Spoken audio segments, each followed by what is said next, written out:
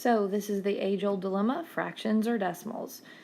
Out of 40 houses, so visualize those 40 houses in a row. 1/8 of them, about like this, 1/8 is X, and another 2/5 will be Y, and then Z is this other portion right here.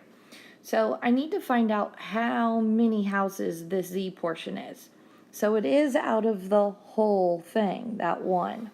So what I could do is I take that 1/8 and I add 2/5 together to see what this portion actually entails, because I need to find out what's left over to create that Z.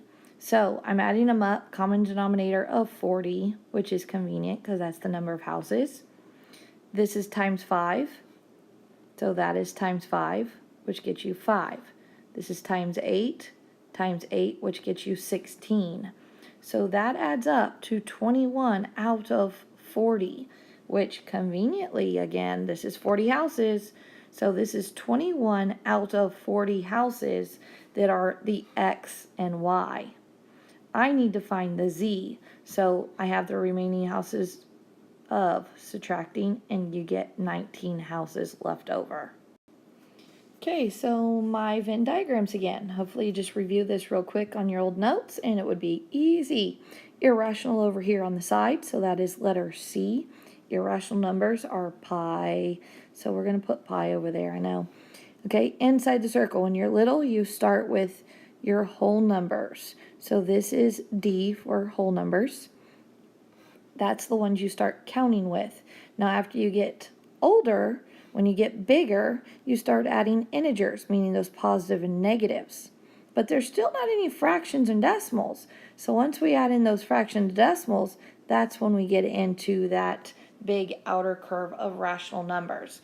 Now you do need to remember that rational numbers include all integers and all whole numbers also.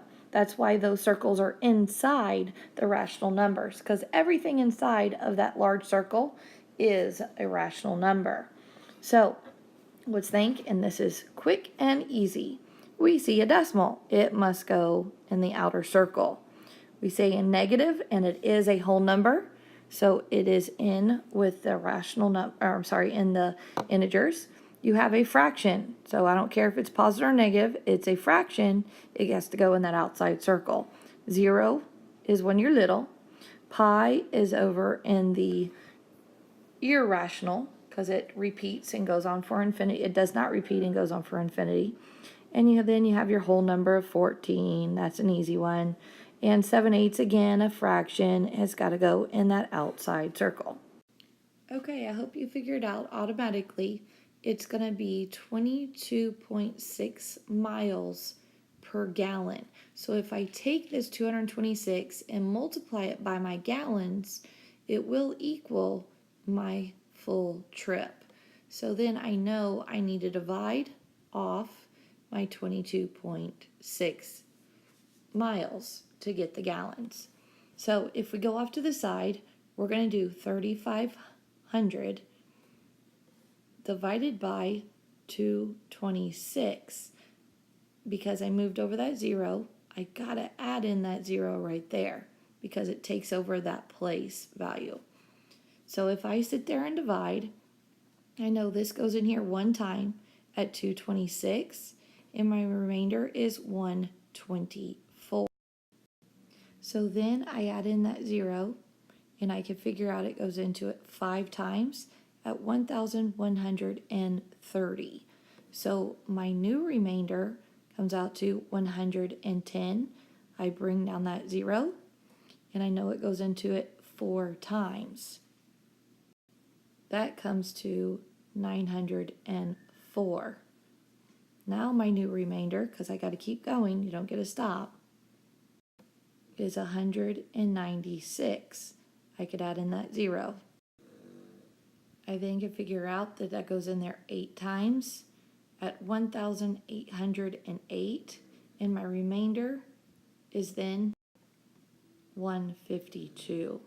So how many gallons will she actually need comes out to 154.8 gallons. So let's solve the inequality. We got our -3, -3. And when we do that, we get a -18, which is greater than or equal to -2x. Now, after that, we have to divide by a negative. Circle it on the way by because you know you're going to have to flip it. Now, this is just going ahead and solving that integer. So that is 9 is less than or equal to x now. So now I know that my x has to be larger than or equal to 9. My x has to be greater than or equal to 9. So I have C as a solution and D as a solution. Okay, let's see our terminology. For we have 4 dozen. Dozen equals 12. So if I have 4 dozen is the same as 48. Now, you got to be careful with the verbiage here because it says of those. So you have 2/3 of 48. You could add that one below there if you need to see it because you're just multiplying. That's what of means, multiply. So go straight across. 2 times 48 is 96. 3 times 0 is 3. Now go ahead and divide. You get 96 divided by 3, and you get 32. So 32 donuts. Now, this is not your final answer, and this is where we start going wrong because this is the big fat not question, is not covered in sprinkles. So out of the 48, 32 are covered in sprinkles. So that means 16 not sprinkles. And that's the final answer.